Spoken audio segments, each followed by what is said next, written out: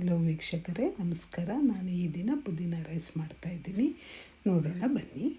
ಈಗ ಇದಕ್ಕೆ ಬೇಕಾಗುವ ಸಾಮಗ್ರಿಗಳಂತ ಹೇಳಿದರೆ, ನಾನು ಮಾಡ್ತಾಯಿರೋದು 3 ಜನಕ್ಕೆ. ಅದಕ್ಕೆ ಅರ್ಧ ಕಟ್ಟು ಪುದೀನ ಸೊಪ್ಪು, ಅರ್ಧ ಕಟ್ಟು ಕೊತ್ತಂಬರಿ ಸೊಪ್ಪು, 2 ಈರುಳ್ಳಿ ಸಣ್ಣಗೆ ಹೆಚ್ಚಿದ್ದು, ಮತ್ತು 1-1.5 ಇಂಚು ಶುಂಠಿ, ಮತ್ತು ಬೆಳ್ಳುಳ್ಳಿ 5-6 ಎಸಳು, ಮತ್ತು ಒಂದು 7-8 ಕರಿಬೇವಿನ ಎಲೆ, ಒಂದು 10-15 ಹಾಕಿದರೂ ಆಗ್ಬೋದು. ಒಂದು 3 ಹಸಿಮೆಣಸು, ಲಾಸ್ಟಿಗೆ ನಿಂಬೆ ಹುಳಿ ಹಿಂಡಲಿಕ್ಕೆ, ಮತ್ತು ರುಚಿಗೆ ತಕ್ಕಷ್ಟು ಉಪ್ಪು, ಅರ್ಧ ಚಮಚ ಬೆಲ್ಲ, ಒಂದು ಅರ್ಧ ಚಮಚ ಅರಿಶಿಣ, ಮತ್ತು ಒಗ್ಗರಣೆಗೆ ಎಣ್ಣೆ. ಮತ್ತು ಇದು ಒಗ್ಗರಣೆಗೆ ಬೇಕಾಗುವ ಸಾಮಗ್ರಿ: ಸಾಸಿವೆ, ಜೀರಿಗೆ, ಉದ್ದಿನಬೇಳೆ, ಕಡಲೆಬೇಳೆ, ಶೇಂಗಾ ಬೀಜ. ಈಗ ನಾವು ಮಸಾಲೆ ರುಬ್ಕೊಳ್ಳೋಣ. ನಾನು ಮೆಣಸಿನ್ಕಾಯಿ ತಗೊಂಡಿದ್ನಲ್ಲ, ಅದನ್ನು ಮಿಕ್ಸಿಗೆ ಸ್ವಲ್ಪ ಕಟ್ ಮಾಡಿ ಹಾಕಿದರೆ ಬೇಗ ಪೇಸ್ಟ್ ಆಗಲಿಕ್ಕೆ ಸರಿಯಾಗುತ್ತೆ ಅಂತ. ನಿಮಗೆ ಬೇಕಾದರೆ ಖಾರ ಬೇಕಂದರೆ ಇನ್ನೊಂದೆರಡು ಮೆಣಸು ಜಾಸ್ತಿ ಹಾಕ್ಕೋಬೋದು. ನಂತರ ಶುಂಠಿ ಬೆಳ್ಳುಳ್ಳಿನೂ ಹಾಕಿ, ನಂತರ ಪುದೀನ ಸೊಪ್ಪು ಕೊತ್ತಂಬರಿ ಸೊಪ್ಪು ಹಾಕಿ ಸ್ವಲ್ಪ 1-2 ಚಮಚ ನೀರು ಮಿಕ್ಸ್ ಮಾಡ್ಕೋಬೇಕು. ಅಂದರೆ ಫಸ್ಟಿಗೆ ಜಾಸ್ತಿ ಹಾಕಿದರೆ ಅದು ಪೇಸ್ಟ್ ಆಗಲಿಕ್ಕೆ ಕಷ್ಟ ಆಗುತ್ತೆ. ಒಂದು 2 ಟೀ ಸ್ಪೂನ್ ಅಥವಾ 3 ಟೀ ಸ್ಪೂನ್ ಹಾಕಿ ಫಸ್ಟ್ ರೋಲ್ ಮಾಡಿ, ಮತ್ತು 2-3 ಸ್ಪೂನ್ ಹಾಕಿದ ನಂತರ ಮಿಕ್ಸಿ ಮಾಡ್ತೀವಲ್ಲ, ಇನ್ನೂ ಬೇಕಾದರೆ ಇನ್ನೊಂದು 2 ಸ್ಪೂನ್ ಹಾಕಿ ತುಂಬ ನೈಸಾಗಿ ಪೇಸ್ಟ್ ಮಾಡ್ಕೋಬೇಕದು. ಈಗ ಇದು ರುಬ್ಕೊಳ್ಳೋಣ.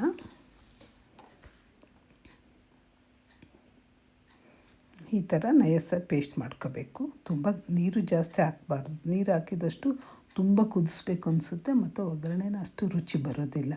ನಮಗೆ ಎಷ್ಟು ಬೇಕು ಅಷ್ಟೇ ನೀರು ಹಾಕಿ ಮಿಕ್ಸಿಗೆ ಹಾಕ್ಕೊಂಡ್ರೆ ಆಯಿತು. ಈ ಥರನೇ ರುಬ್ಕೋಬೇಕು. ಈಗ ಒಗ್ಗರಣೆ ಹಾಕೋಣ. ಕಾದ ಎಣ್ಣೆಗೆ ಸಾಸಿವೆ ಹಾಕಿ ಅದು ಸ್ವಲ್ಪ ಚಟಪಟ ಅನ್ನೋ ಹಾಗೆ ಸಿಡಿಬೇಕು. ಸಿಡಿದಾಗ ಅದು ಒಗ್ಗರಣೆ ಟೇಸ್ಟ್ ಆಗುತ್ತೆ. ಹಾಗೆ ನಂತರ ಜೀರಿಗೆ ಹಾಕಬೇಕು. ಈಗ ಜೀರಿಗೆನ ಚೂರು ಬ್ರೌನ್ ಕಲರ್ ಬರಬೇಕು. ಮತ್ತು ಈಗ ಶೇಂಗಾ ಬೀಜ ಹಾಕಬೇಕು.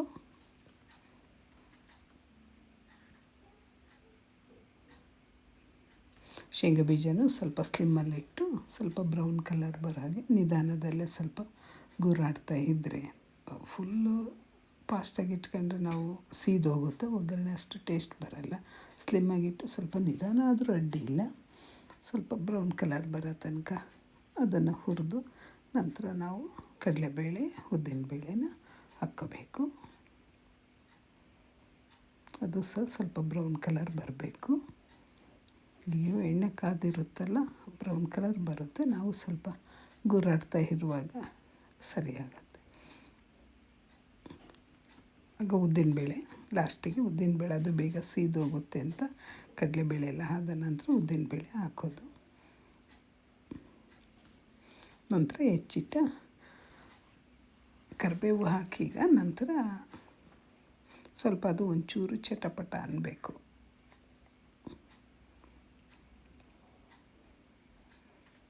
ನಂತರ ಈರುಳ್ಳಿ 2 ಹೆಚ್ಚಿಟ್ಕೊಂಡಿದ್ವಲ್ಲ ಸಣ್ಣಕ್ಕೆ, ಅದನ್ನು ಹಾಕಿ ಚೆಂದ ಸ್ವಲ್ಪ ಅದು ಚೂರು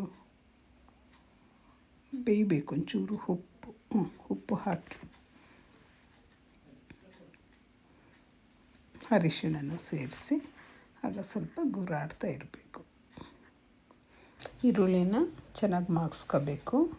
ಅದು ಒಂದು ಅರ್ಧ ಬೆಂದ ನಂತರ ಟ್ರಾನ್ಸ್ಪರೆಂಟಾಗಿ ಕಾಣುತ್ತೆ ಅದು. ಆಗ ನಾವು ಪೇಸ್ಟು ಮಸಾಲೆ ರುಬ್ಕೊಂಡಿರ್ತೀವಲ್ವ ಅದನ್ನು ಹಾಕ್ಕೋಬೇಕು. ಮತ್ತು ಅದಕ್ಕೆ ಸ್ವಲ್ಪ ಮಿಕ್ಸಿಗೆ ಒಂದು ಸ್ವಲ್ಪ ನೀರು ಹಾಕಿ ಅದು ಮಿಕ್ಸ್ ಆಗೋ ಹಾಗೆ ಬೇಯಲಿಕ್ಕೂ ಒಂದು ಸರಿಯಾಗುತ್ತೆ. ಹಾಗೆ ಎಲ್ಲ ಸ್ವಲ್ಪ ನೀರು ಹಾಕಿ ಮಿಕ್ಸಿಯಲ್ಲಿ ಅಲ್ಲಾಡಿ ಅದಕ್ಕೆಲ್ಲ ಮಿಕ್ಸ್ ಮಾಡಿದರೆ ಆಗ ಬೇಯಿಸಲಿಕ್ಕೆ ಚೆನ್ನಾಗಾಗುತ್ತೆ. ಆಗ ಸರಿ ಎಲ್ಲ ಗುರಾಡಬೇಕೆಲ್ಲ ಮಿಕ್ಸ್ ಆಗಂಗೆ. ಇದು ಸಹ ಒಂದು ಅರ್ಧ ವಾಸನೆ, ಹಸಿ ವಾಸನೆ ಹೋಗೋ ತನಕ ಗುರಾಡ್ತಾ ಇರಬೇಕು. ನಂತರ ಅರ್ಧ ಚಮಚ ಬೆಲ್ಲ ಅಂತ ಹೇಳಿದ್ವಲ್ವ, ಆ ಬೆಲ್ಲನೂ ಹಾಕಿ ನೀಟಾಗಿ ಕುದಿಸ್ಬೇಕು ಅಂತ ಹೇಳಿದರೆ ಎಲ್ಲ ಗುರಾಡುವಾಗ ಅದು ಮತ್ತು ಸ್ವಲ್ಪ ಎಣ್ಣೆ ಬಿಡ್ತಾ ಬರುತ್ತೆ. ಆಗ ಆ ಗೊಜ್ಜು ರೆಡಿ ಆಯಿತು ಅಂತ ಗೊತ್ತಾಗುತ್ತೆ ನಿಮಗೆ. ಸ್ವಲ್ಪ ಸ್ಲಿಮ್ಮಲ್ಲೇ ಇಟ್ಟು ಹಾಗೆ ಗುರಾಡ್ತಾ ಇದ್ದರೆ ಗೊಜ್ಜೆಲ್ಲ ಆ ನೀರಿನ ಅಂಶನೂ ಹೋಗಿ ಮತ್ತು ಎಣ್ಣೆ ಬಿಡುವಾಗ ಲಾಸ್ಟಿಗೆ 1-2 ಚಮಚ ಕಾಯಿ ತುರಿ ಹಾಕಿ ಮಿಕ್ಸ್ ಮಾಡಿದರೆ ಗೊಜ್ಜು ರೆಡಿಯಾಗುತ್ತೆ. ಈಗ ಗೊಜ್ಜು ರೆಡಿ ಆಯ್ತಲ್ವಾ. ಈಗ ನಾವು ಮಾಡಿಟ್ಕೊಂಡಿರೋಂಥ ಅನ್ನನೂ ಬಾಣಲೆಗೆ ಹಾಕಿ ಎಲ್ಲ ಮಿಕ್ಸ್ ಮಾಡ್ಕೋಬೇಕು.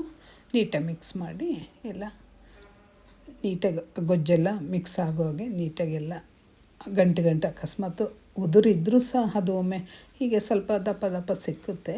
ಅದನ್ನೆಲ್ಲ ನೀಟಾಗಿ ಸ್ಪೂನಲ್ಲೆಲ್ಲ ಬಿಡಿಸಿ ಚಂದದಲ್ಲಿ ಇಲ್ಲ ಕೈಯಲ್ಲಾದರೂ ಕಲಿಸ್ಬೋದು. ನೀಟಾಗಿ ಕಲಸಿ ಲಾಸ್ಟಿಗೆ ಸ್ವಲ್ಪ ನಿಂಬೆಹಣ್ಣು ಬಿಟ್ಟರೆ ನಮ್ಮದು ಪುದೀನ ರೈಸ್ ರೆಸಿಪಿ ರೆಡಿ ಆಯಿತು.